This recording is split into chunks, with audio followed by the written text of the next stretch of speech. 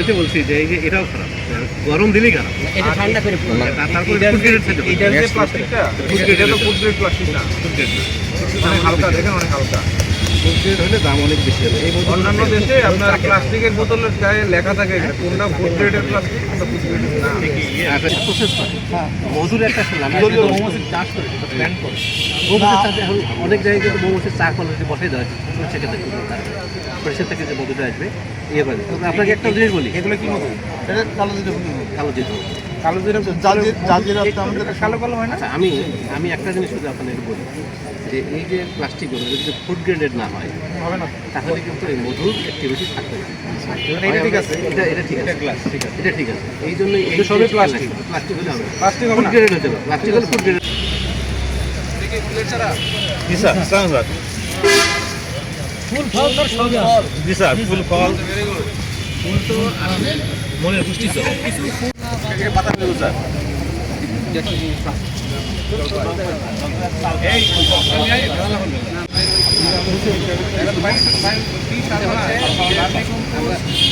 তারপরে কি সার বানান? আচ্ছা এগুলো কি দিয়ে বানান বলেন তো?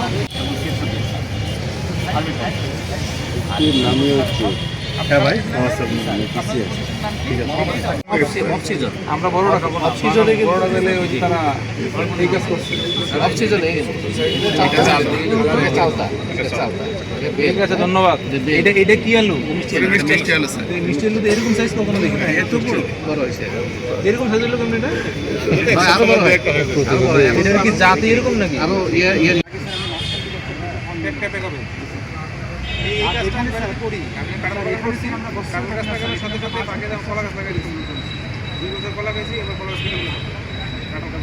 অনুষ্ঠানের এ পর্যায়ে স্বাগত বক্তব্যের পালা।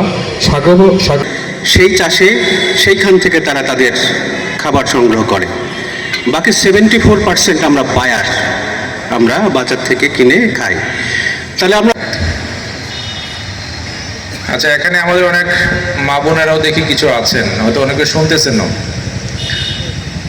তিনাদেরকে টার্গেট করে বলছি এই কারণে, আমাদের বাসায় যে ফুডটা প্রসেস হয়, আমরা তো দিনে যত খাবার খাই তার অধিকাংশ খাবারটাই তো বাসায় খাই। কিছু কিছু খাবার আমরা বাইরে রেস্টুরেন্টে এখানে সেখানে খাই। তো বাসায় যে খাবারটা প্রসেস হয় সেইটা পিওর আছে তো, সেইটা পুষ্টিগুণ মেনটেন করে বানানো হয় কিনা।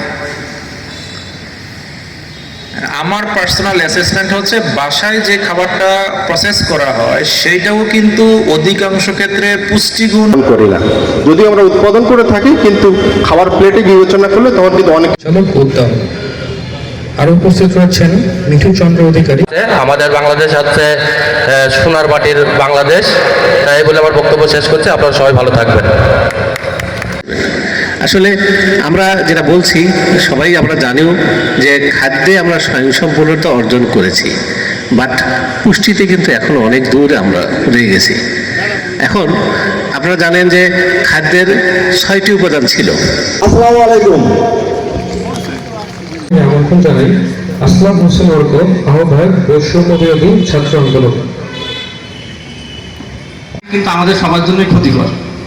তো এই বিষয়ে যারা আমরা কৃষক আছি তাদেরকে সদস্যকে স্যার আছেন, আমি স্যারকে একটু বলবো, স্যার আমাদের এখানে প্রচণ্ড আমের চাষ হয়, তো পর্যাপ্ত পরিমাণে ব্যবস্থা করে দেওয়া এবং আম চাষ নিয়ে যে যারা কাজ করে তাদের একটা প্রশিক্ষণের ব্যবস্থা করা। ধন্যবাদ সবাইকে, আসসালামু আলাইকুম।